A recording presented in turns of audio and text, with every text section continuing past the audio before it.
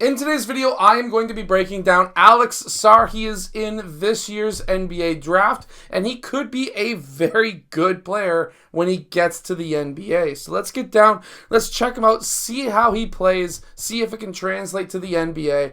So let's check him out. Really quickly, make sure to go check out my shooting workout that is down in the description below if you want to be able to shoot the basketball from further away. Okay, so the one thing that's been captivating a lot of people recently is his ability to actually shoot the ball. I guess people just don't really watch his game all that much and didn't recognize the fact that he can shoot. He has some pretty good footwork here too, so after he sets this screen, it wasn't really used. There was a lot of cheating on the defensive side, so he pops out towards the opposite side wing. Watch his footwork when he receives this ball. He receives the ball on his right foot right there, which is going to give him momentum going towards the basket. He could actually attack the rim. There's actually a pretty good lane right there. However, he pushes off the right, he goes left, right, which is 100% allowed in the NBA and also in every other league in the entire world except for AAU, because you are allowed 2 steps everywhere in basketball except there.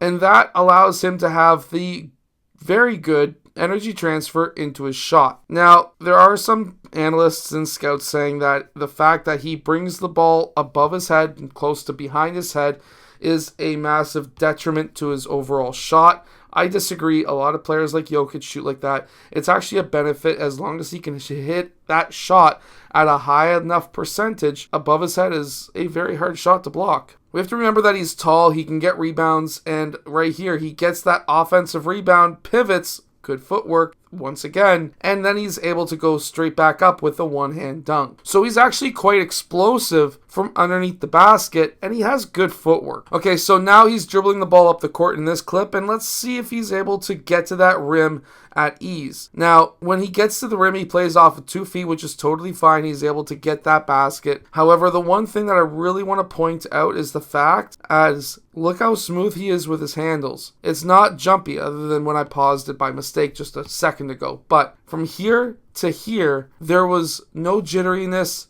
There was nice smooth crossovers. He was able to get to the rim at will. That's a huge factor when it comes to making the NBA and staying in the NBA, is if you can be smooth with the ball. Now this one's kind of interesting. I'm not too sure why it made a highlight tape. However, a spin move that goes literally nowhere on the court. He didn't go anywhere. He started here, he ended here. Almost like a smiley face. It doesn't matter. Guess what? He didn't go anywhere. That's why it's contested. He needs to go somewhere with his moves. Of course he scores, but if you're doing a move and you're ending up in the same spot as where you started and you're taking that shot, you need to go somewhere with the moves. You need to attack the basket. You need to do something. Maybe pull out, whatever it needs to be, but you cannot stay in the same spot after you do a move. He also runs the floor extremely well as well and passes the ball too. Now that was a bit jittery. I was just scrubbing through the footage, but he passes that ball ahead.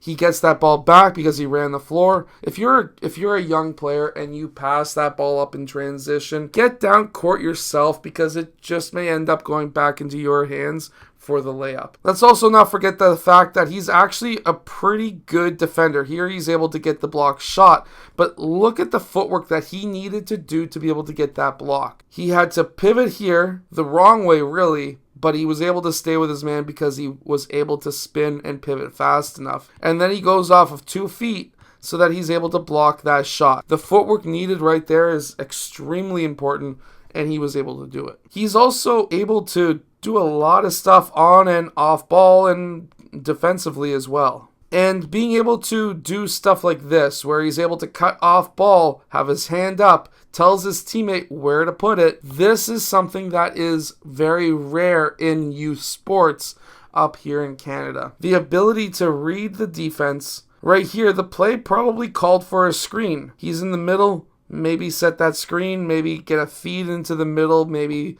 kick it out. But he's seen that there was a lane, and he was able to take that lane to the basket. Being able to see where the defense is, being able to improvise what's going on, and then also telling your teammate, hey, look, I'm open. Look, young players, look, a hand. And then he was able to get his teammates' attention, and he was able to finish with that alley-oop dunk. I hope that this video has helped you become a better basketball player. If it has, hit that like button, subscribe, but also make sure to go check out my shooting workout that is down in the description below, and I'll see you guys again in my next video.